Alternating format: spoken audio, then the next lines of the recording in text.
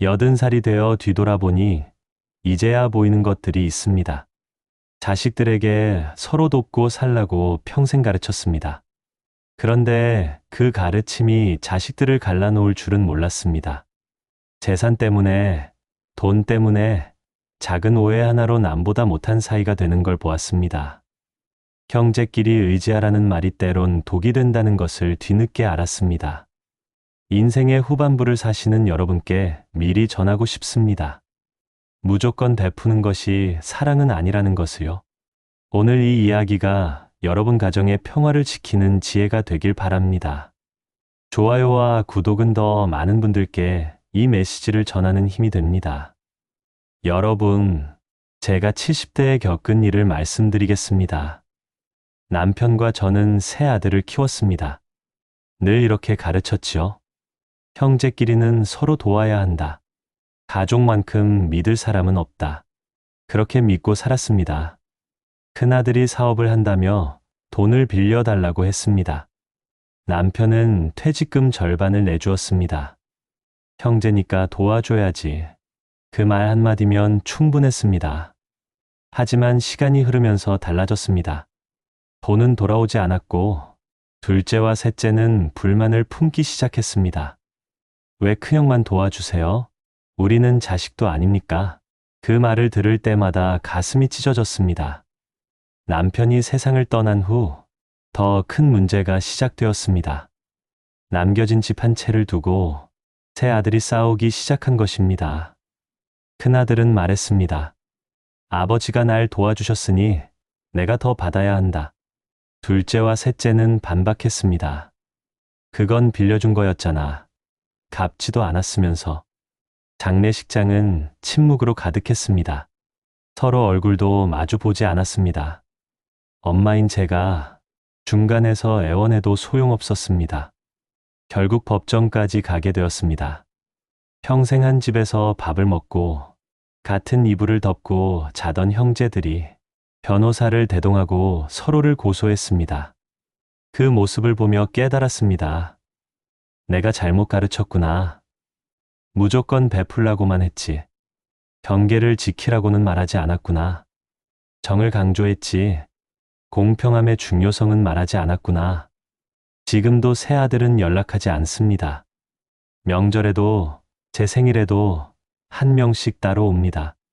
같은 자리에 앉는 것조차 거부합니다. 여러분, 이것이 준비되지 않은 가족 관계의 끝입니다. 사랑만 강조하고 원칙을 세우지 않으면 결국 사랑마저 무너집니다. 형제끼리 의지하라는 말이 형제를 원수로 만들 수 있습니다. 지금 여러분의 자녀들은 어떻습니까? 아직 사이가 좋습니까? 그렇다면 지금이 중요합니다. 지금 제대로 된 경계를 세워주지 않으면 여러분이 떠난 후 그들도 제 자식들처럼 될 수 있습니다. 첫째, 형제에게도 명확한 경계가 필요합니다. 여러분, 가장 큰 실수는 이것이었습니다. 가족이니까 괜찮아. 이 말이 모든 것을 망쳤습니다. 형제라고 해서 모든 것을 나눌 필요는 없습니다. 오히려 형제이기에 더 명확해야 합니다. 구체적으로 어떻게 해야 할까요?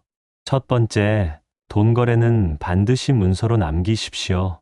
형제끼리 차용증을 쓴다고 섭섭해하지 마십시오. 그것이 오히려 관계를 지킵니다. 이건 빌려주는 거야. 언제까지 갚아? 이렇게 분명히 하십시오. 두 번째, 부모의 재산은 생전에 정리하십시오. 내가 죽은 후에 알아서 나눠라. 이것만큼 무책임한 말이 없습니다. 자녀들이 싸우는 것을 막으려면 부모가 살아있을 때 명확히 해야 합니다. 누구에게 무엇을 주고 그 이유는 무엇인지 자녀들이 모인 자리에서 분명히 말하십시오. 세 번째, 도움에는 한계를 정하십시오. 힘들면 언제든 말해. 다 도와줄게. 이 말은 위험합니다. 이번 한 번만 도와줄 수 있어. 이 정도까지만 가능해. 선을 그어야 합니다. 그것이 냉정한 게 아닙니다. 오히려 관계를 오래 지키는 지혜입니다.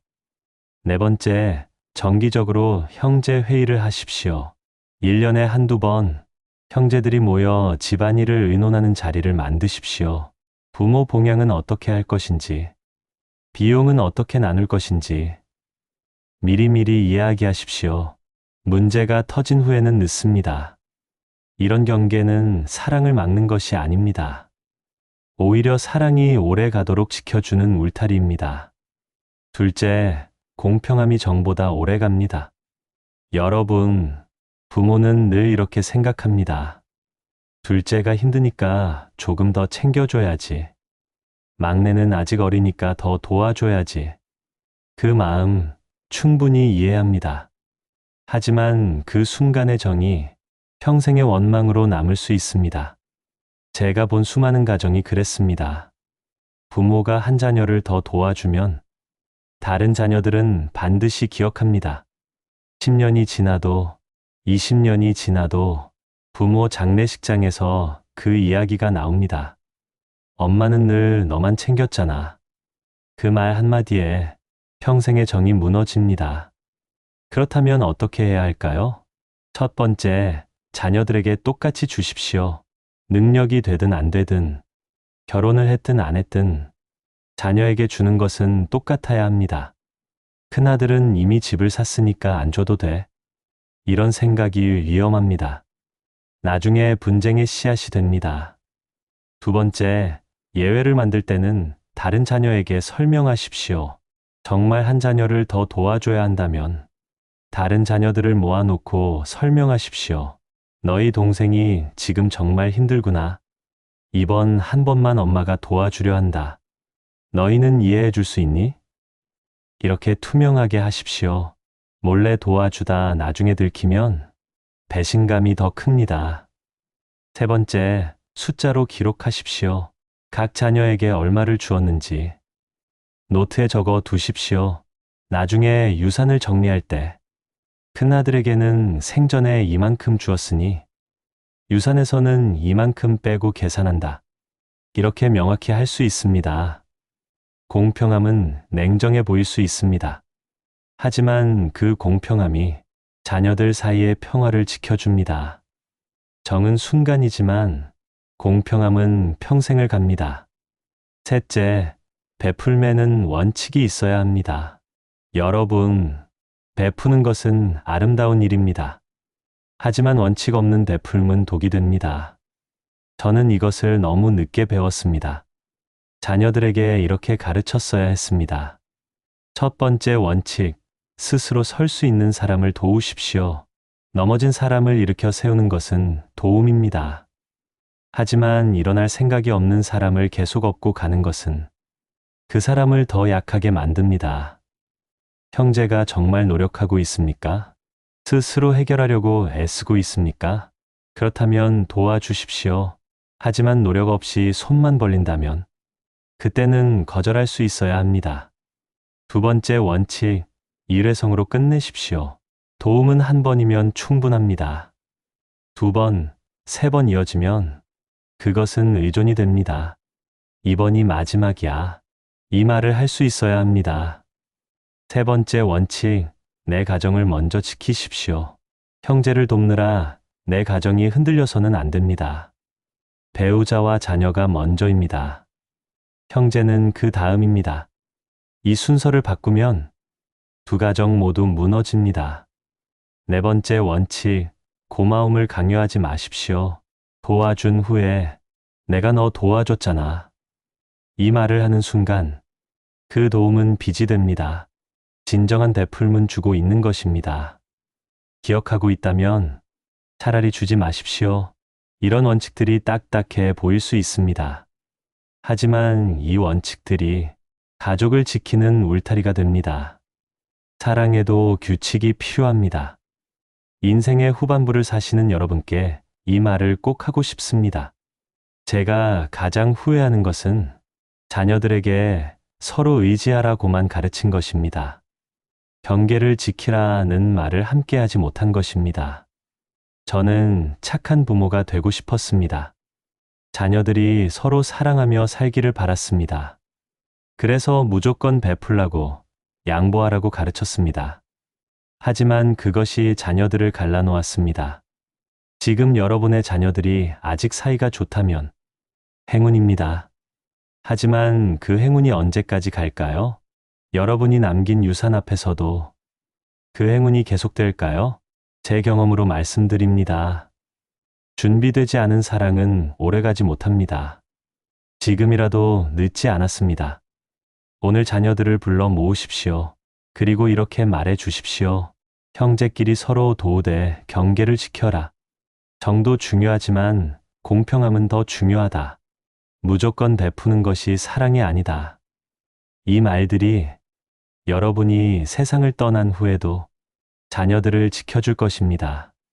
부디 제 실수를 반복하지 마십시오.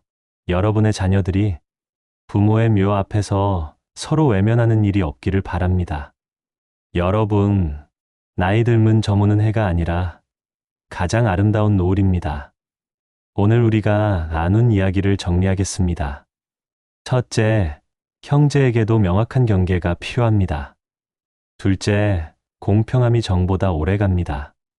셋째, 베풀매는 원칙이 있어야 합니다. 이 세 가지를 기억하십시오.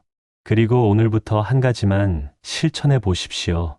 형제나 자녀에게 도움을 줄 때 이것이 빌려주는 것인지 주는 것인지 명확히 하십시오. 그 작은 습관 하나가 가족의 평화를 지키는 시작이 됩니다. 사랑한다고 해서 모든 것을 내어줄 필요는 없습니다. 진정한 사랑은 경계와 균형 위에서 꽃핍니다. 여러분도 비슷한 경험이 있으신가요? 가족 관계에서 배운 지혜가 있으신가요? 댓글로 여러분의 이야기를 들려주세요. 서로의 경험이 누군가에게는 큰 위로가 될 것입니다.